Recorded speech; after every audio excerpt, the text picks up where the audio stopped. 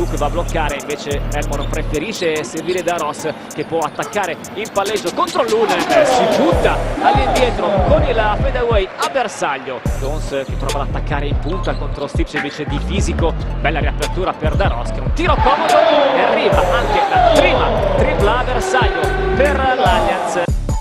Lunen per Radori mette i piedi a posto, poi attacca dal palleggio, riapre però c'è lì da Ross pronto ad aspettare il passaggio, palla recuperata dal numero 20 in bianco che poi va dritto per dentro, arriva al ferro e segna altri due. Jones per ricevere, palla che va invece più vicina a canestro per Daros, che lascia lì Lunen un po' distratto, stranamente distratto Martin Lunen, che infatti poi si gira chiuso a Radori, cerca uno scarico, invece trova la mano di Mitchell che perfeziona il recupero assieme a Fernandez, che fa correre da Ross in contropiede, arriva l'appoggio.